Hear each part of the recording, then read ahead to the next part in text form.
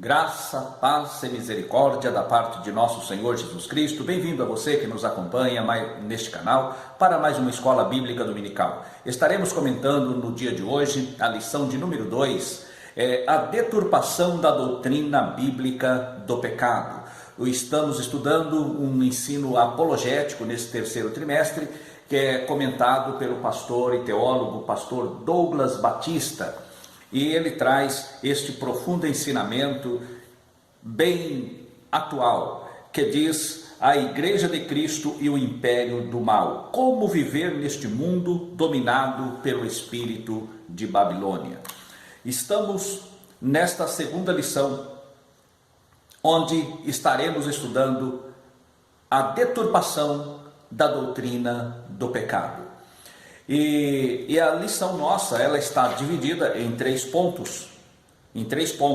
O primeiro deles é o ensino bíblico da natureza pecaminosa do homem, ou seja, a natureza pecaminosa do ser humano.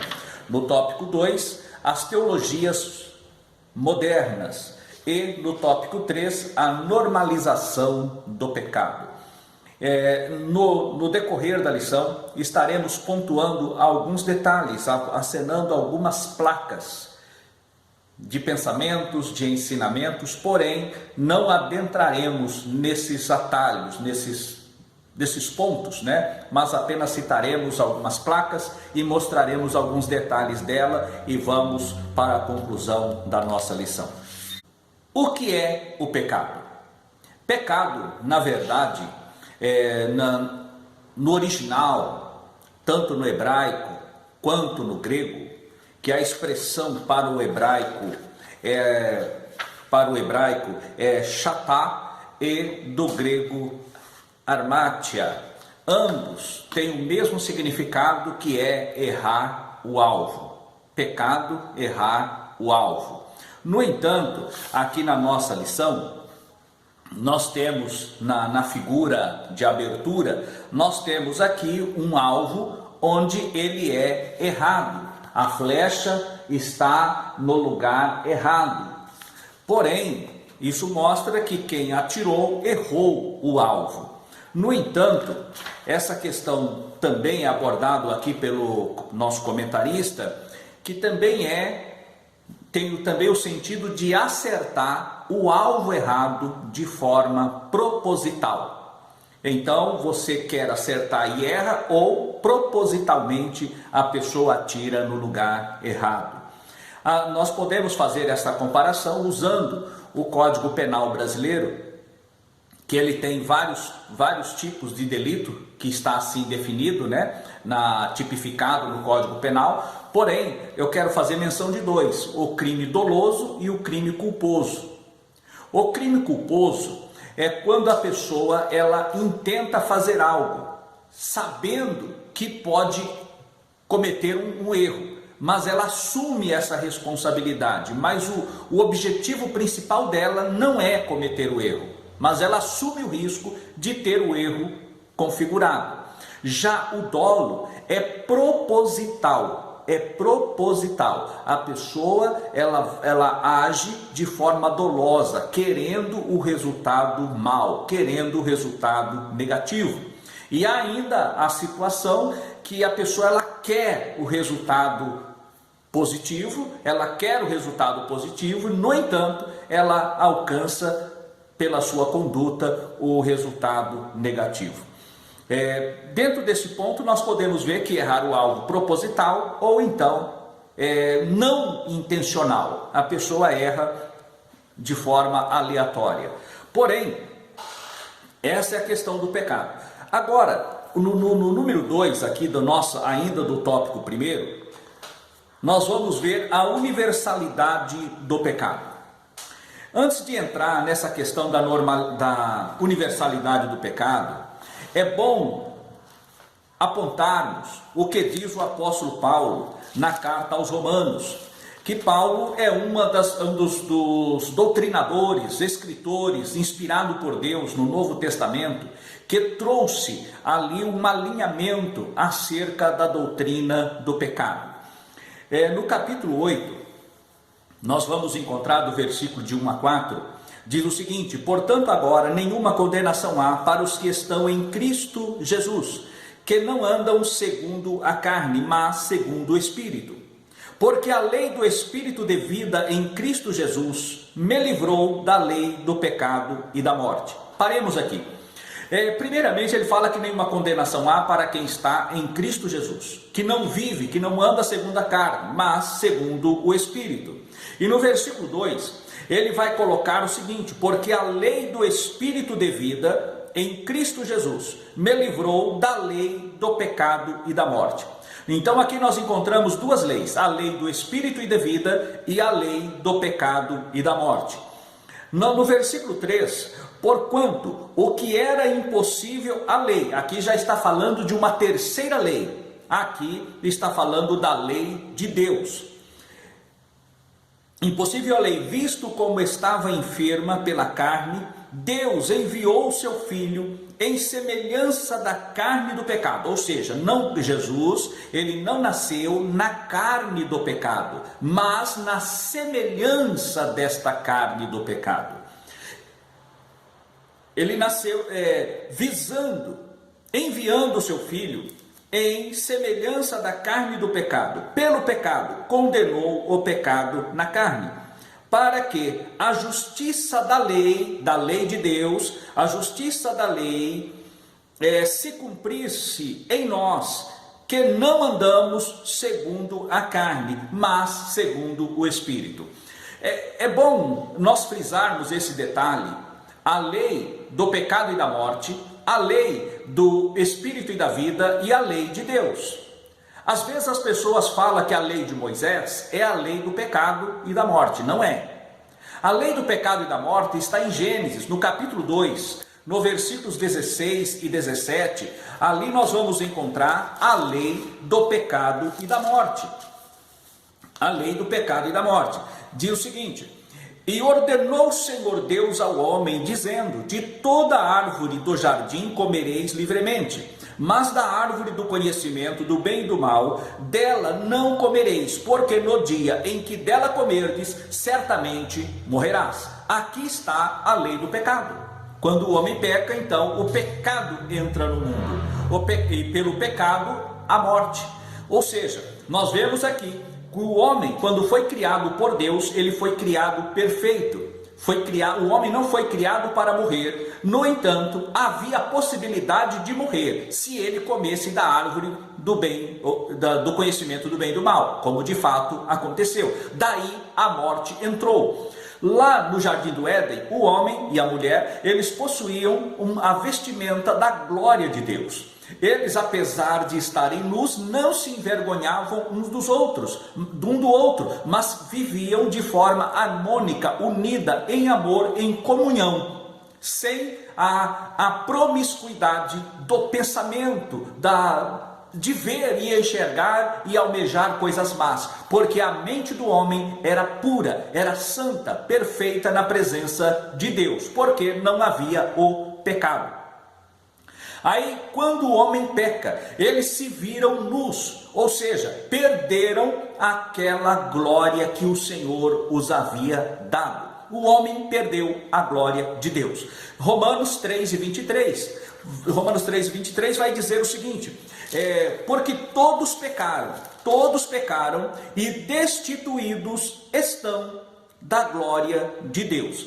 Ou seja, pecou, está destituído. Só pode ser destituído de algo alguém que possui este algo. Se eu não possuo algo, jamais poderei ser destituído daquilo que eu não tenho, daquilo que eu não possuo. O homem então, ele possuía a glória de Deus e por conta do pecado ele foi destituído dela. Aí está a lei do pecado. E qual é a consequência? Romanos capítulo 6 e o versículo 23. O salário do pecado é a morte. O salário do pecado é a morte. O pagamento pelo pecado é a morte. A consequência do pecado é a morte. Mas o dom gratuito de Deus é a vida eterna por Cristo Jesus. O que vimos aqui em Romanos, no capítulo 8. Porque a lei do Espírito de vida em Cristo Jesus me livrou da lei do pecado e da morte.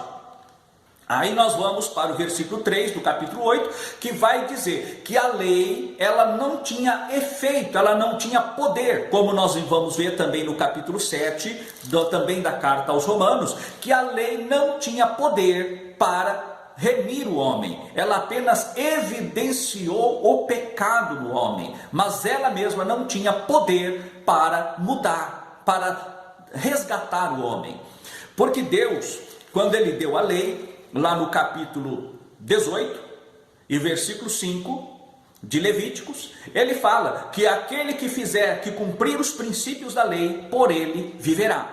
Aquele que cumprir. E Jesus, que veio na semelhança da carne do pecado, mas não na carne do pecado. A semelhança não é o mesmo que igual. A pessoa pode ser semelhante, igual não. Ninguém é igual a ninguém. E o Senhor Jesus não foi feito, ele foi feito alma vivente, mas não, o homem foi feito alma vivente. Mas Jesus, ele veio, como diz Paulo aos Coríntios, no capítulo 15, espírito vivificante. E agora, quando ele foi gerado no ventre de Maria, nós vamos ver lá em João, no princípio era o verbo estava com Deus e o verbo era Deus. Todas as coisas foram feitas por ele e sem ele nada do que foi feito se fez. Ele veio na semelhança da carne do pecado, como diz aqui no texto lido e já citado por nós, no capítulo 8 de Romanos, onde ele vai dizer no versículo 4, versículo 3, olha só: porquanto o que era impossível à lei, visto como estava enferma pela carne, Deus enviou seu Filho em semelhança da carne do pecado. Pelo pecado condenou o pecado na carne, para que a justiça da lei se cumprisse em nós, que não andamos segundo a carne, mas segundo o Espírito. Aqui está a universalidade do pecado. O pecado, ele passou a todos os homens. Passou a todos os homens. E no ponto final, aqui desse tópico primeiro, nós vamos ver a corrupção total. Por quê? Porque toda a humanidade, ela foi contaminada pelo pecado. E Jesus, ele se manifestou para desfazer as obras do diabo. Quando falamos isso, nós vamos para a primeira epístola de João, no capítulo 3 e no versículo 8. Na primeira de João 3 e 8, nós vamos encontrar a parte final, né? A parte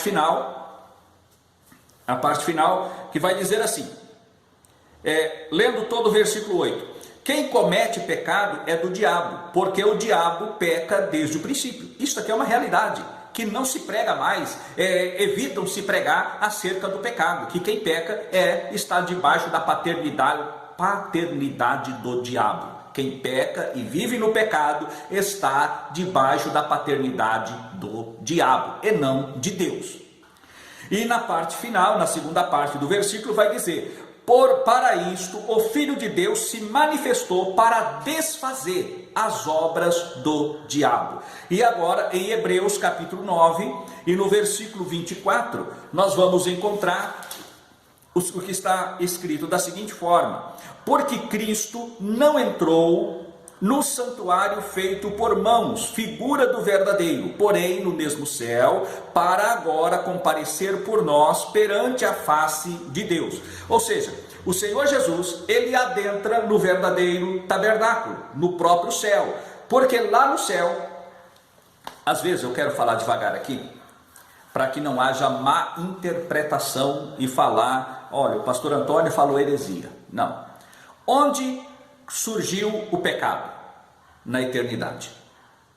Nós vamos aprender isso lá em Isaías capítulo 14 e também Ezequiel capítulo 28. Nós vamos ver a origem, onde surgiu o pecado. Surgiu na eternidade. A Bíblia não dá maiores detalhes, mas Jesus diz: eu vi a Satanás cair como um raio. Então foi na eternidade. Nós vamos aprender no Apocalipse que de cada 3 anjos ele levou um após si, ou seja, 1/3 de todo o exército angelical seguiu a Satanás. Aí forma então os demônios. Pois bem, havia uma marca do pecado, e Jesus, ele entra no verdadeiro tabernáculo. Que verdadeiro tabernáculo é esse? Aquele que Deus mostrou para Moisés no deserto.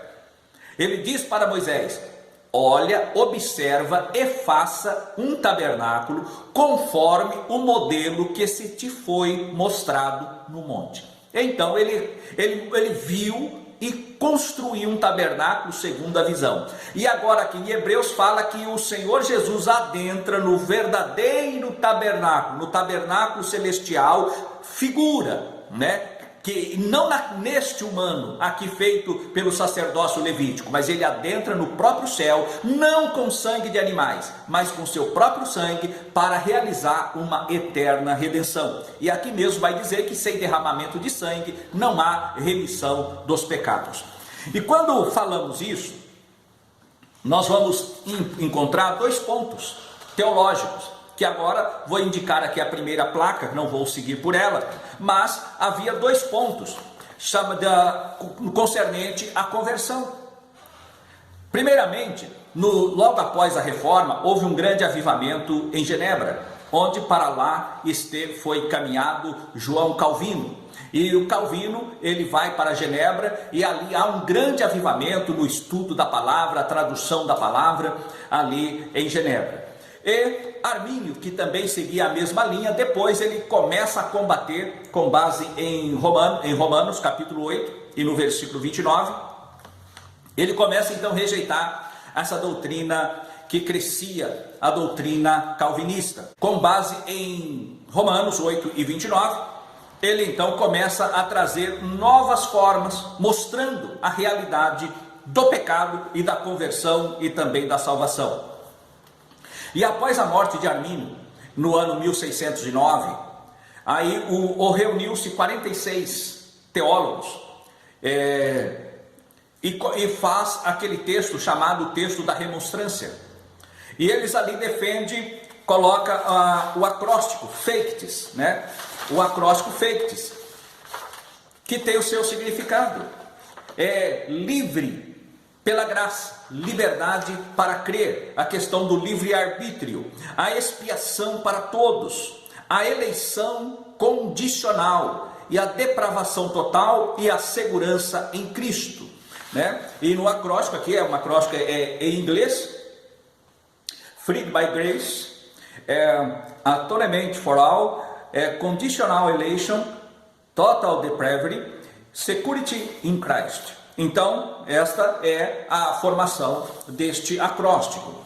E após isso foi em 1610. Com a ascensão de Maurício de Nassau, na Holanda, então começa a grande perseguição aos arminianos.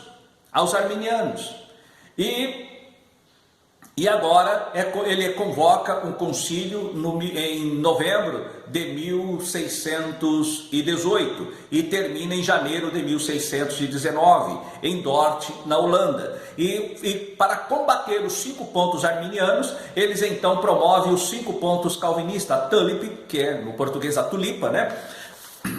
Uma das flores bastante comum naquela região. E a tulip é total depravity, depravação total, unconditional election, eleição incondicional, limited atonement, expiação limitada, e perseverance of the saints, a perseverança dos santos. Esses são os 5 pontos calvinistas para combater a linha, os fakes do arminianismo. Porém, esses homens foram presos, alguns foram deportados, outros foram decapitados em praça pública. Olha, muitas coisas aconteceram. Porém, essa visão arminiana, essa visão, calvinista, ela não se sustém no texto sagrado. Por exemplo, total depravity, nós vamos lá para Ezequiel 18, 23, capítulo 18, versículo 23, vai falar também Atos 17, 30, vai falar da eleição incondicional, vai combater isso, a eleição incondicional, a irresistível grace, João 3 e 16, e também Lucas 8 e 12, vai falar da perseverance of the saints. Então, salvo para sempre, isso não funciona. Ou seja, não importa o que eu faça, se eu sou escolhido por Deus, eu serei salvo. Lá na frente Jesus vai me salvar, ele vem com a graça irresistível. Não, Isso não é verdadeiro. O homem tem o livre-arbítrio, a possibilidade de errar e a possibilidade de acertar e a possibilidade de corrigir o erro que cometeu, como foi o caso do filho pródigo. Então não se sustém a posição calvinista. Vamos adiante. E quem deu essa ênfase, né, essa corrente arminiana foi John Wesley, que ele trouxe o fundador do metodismo, e ele segue então essa linha arminiana, foi um dos maiores teólogos defendendo a bandeira arminiana. E nós, Assembleia de Deus, seguimos a linha Wesley-arminiana. Então nós seguimos esta linha.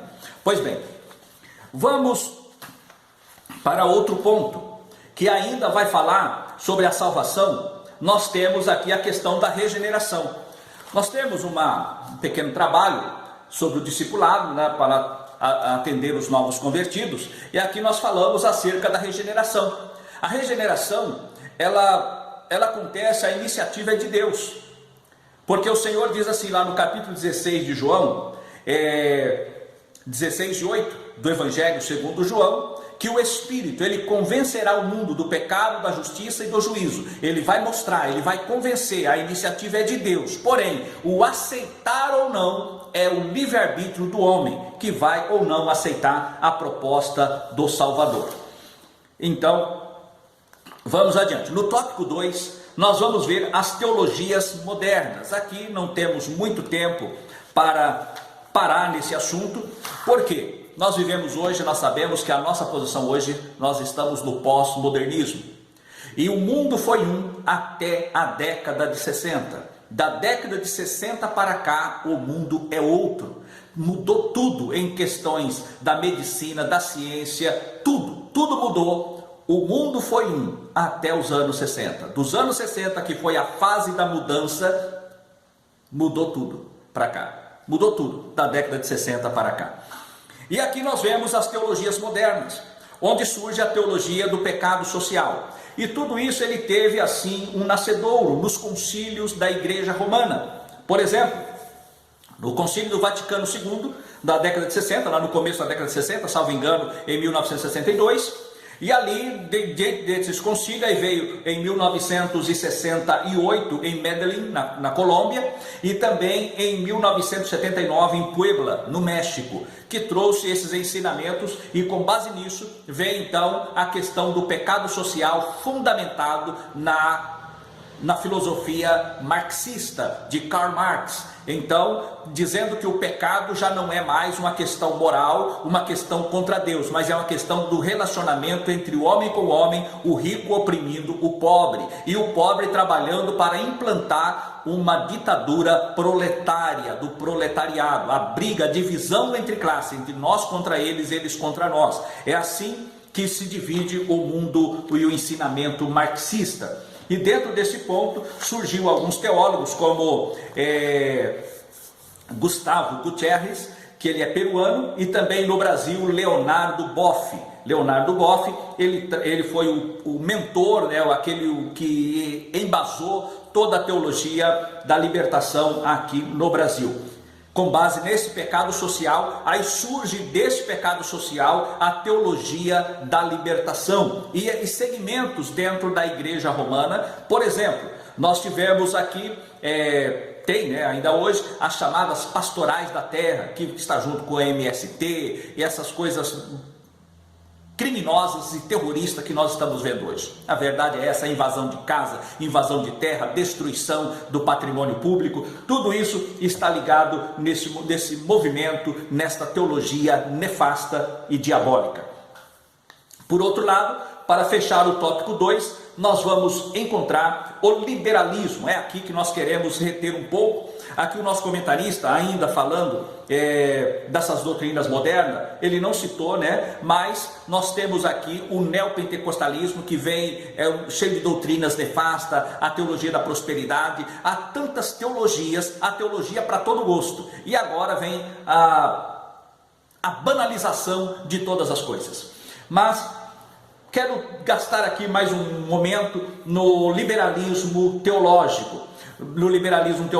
Aqui já estamos concluindo aqui o tópico 2, E nesse liberalismo teológico ele começa no século XIX, ele começa lá no século XIX, e o pai do liberalismo teológico, que ele fundamentou-se no racionalismo trazido por Immanuel Kant, que defendia a questão da razão pura. E o pai da teologia liberal é Friedrich Schleiermacher. A pronúncia não está perfeita, mas dá para os irmãos compreenderem. Entendeu? Ele é o pai da teologia liberal. E ele começa lá no século XIX. E agora, eu vou colocar aqui mais uma haste, né? Mais uma placa. A base da teologia liberal. Onde começou esse liberalismo? Ele começa, irmãos, trazendo a contaminação do texto sagrado. Já citamos na lição passada. Combatendo o texto sagrado. Vamos ver que surge uma descoberta de manuscritos que eu fui consultar, inclusive, um teólogo liberal, para fazer, e ele faz assim a seguinte explicação. Quando ele foi questionado qual era a melhor versão bíblica. Ele diz o seguinte: olha, tem a baseada nos textos antigos e nos textos mais novos, mais recentes. A baseada no texto antigo seria a família, seria o texto lá do século III, do século IV, que foram os mentores, foi Westcott e Hort, que eles trouxeram, então, descobriram esses manuscritos em Alexandria. Foi descoberto praticamente em depósito de lixo, a verdade foi essa. E perguntou para ele, nem sempre o mais antigo pode ser considerado melhor, porque o texto antigo era copiado, porque se o material era bom, era copiado. Então pode ser duas coisas: vamos guardar porque é muito bom, ou vamos guardar e jogar em qualquer lugar porque não presta. Mas se o texto bom era copiado, por que esse preservou? Fica a interrogação. Porque na verdade foi descartado porque era ruim. O texto era ruim mesmo. E agora o Wilbur Norman Pickering, este que é um dos grandes trabalhadores na crítica textual, ele desmonta essa questão do texto crítico, que é o xodó, desculpe-me a expressão, mas é o xodó das academias teológicas hoje. Inclusive a Sociedade Bíblica Brasileira, todas as suas bíblias são baseadas no texto crítico. E coloca os melhores textos, não são os piores. Quando o Wilbur Pickering, que já gotejou praticamente 24 ou 25 livros do Novo Testamento, praticamente quase todo o Novo Testamento, ele já fez o gotejamento nos manuscritos, quase 100 manuscritos, é a maior autoridade hoje que nós temos aqui na língua portuguesa, o Wilbur Pickering. Para quem não sabe, o Wilbur Pickering, ele é filho de missionários americanos. Ele criou o alfabeto para uma tribo indígena e montou uma equipe que traduziu o Novo Testamento para esta tribo indígena. Então estamos falando de alguém que conhece, não é aventureiro que joga ao vento. Agora, Westcott e Hort, esses homens, eles não tinham uma fé cristã genuína. Westcott, ele diz que não cria nos milagres retratados no Novo Testamento. Se ele não crê naquilo que está escrito na Bíblia, então como que eu posso dizer que a sua versão, que a sua tradução é a melhor que existe? É impossível. Para quem é crente, é impossível. Para quem quer ir para o céu, é impossível crer. Então nós não cremos isso. E ainda mais, veio depois Allende, que foi apenas um reprodutor copiou as versões de Westcott e Hort. Na década de 50, Nestile então pega esse posicionamento de Allende e faz então a tradução do Novo Testamento por equivalência dinâmica, Então, e usa ali as variantes textuais e dá ali um novo upgrade na tradução de Allende. E fica agora, já está na 28ª edição, Nestile Allende, que é a base das academias teológicas. Infelizmente, este é a raiz de todo ensinamento mau e liberal que nós estamos vendo. Infelizmente, está contaminado na fonte. Pois bem, para concluir a nossa lição, nós vamos para o tópico 3, a normalização do pecado. Diante de tudo isso, vem o quê? A normalização do pecado. Depois de tantas coisas erradas, só pode o quê? Normalizar aquilo que já está errado, aquilo que já está contaminado. E para ver essa questão, nós temos a questão da ética e a questão da moral. Ética é o valor intrínseco, aquilo que está dentro. E a moral é a prática, né? É o colocar em prática aquilo que os valores que nós preservamos em nosso interior. Ou seja, a ética é o valor e a moral é a prática.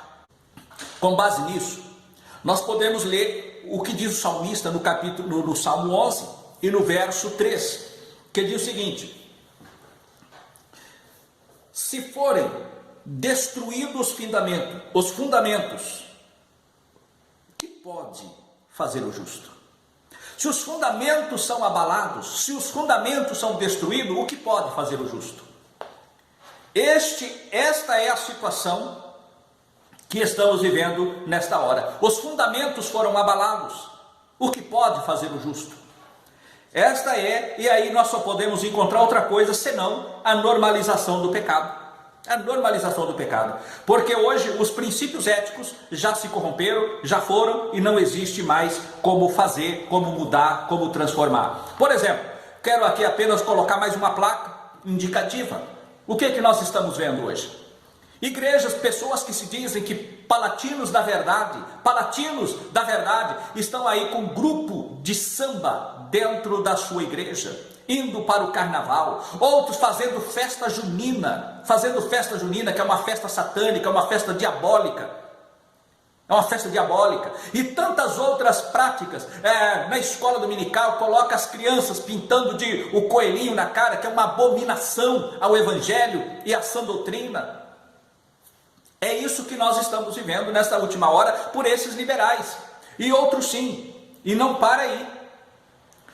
Agora, infelizmente, para tristeza e vergonha nossa, como diz Paulo escrevendo aos Gálatas, para tristeza e vergonha, em BH já tem aí o chamado bordel gospel. Daqui a pouco, irmão, está tudo misturado.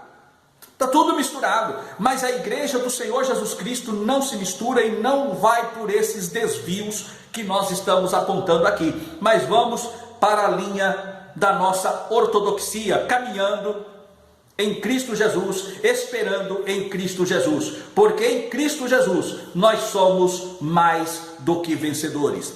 Por outro lado, dentro da normalização do pecado, nós estamos vendo aí a normalização, homossexualismo, transexualidade, adultério, fornicação, prostituição. No ano de 2015, foi apresentado o PL 3369 da esquerda, dos chamados progressistas, para um projeto que ia destruir a família judaico-cristã, o princípio judaico-cristão como nós conhecemos hoje. E o propósito dele, essa pessoa, o relator, que é um prostituto na verdade, defendendo aí, acabando, né, com a pedofilia, a possibilidade de incesto, o reconhecimento dos vários tipos de amores, mulheres com vários homens, homens com várias mulheres, sem respeitar a consanguinidade no relacionamento. Isto é a chamada depravação e a banalização da questão do pecado. Além do que defender o aborto. O homem não tem autoridade diante de Deus para destruir uma vida ainda no ventre. Não tem. Então, essa história que nós estamos vendo aqui, essa dessacralização da vida humana, que as pessoas dizem, meu corpo, minhas regras. Isto é uma depravação, é uma banalização da questão no que diz respeito ao pecado e uma afronta a Deus. Maior que a banalização ao pecado é a afronta ao Todo-Poderoso, àquele que criou os céus e a terra. Por isso, nós vamos fechando, concluindo aqui esta lição.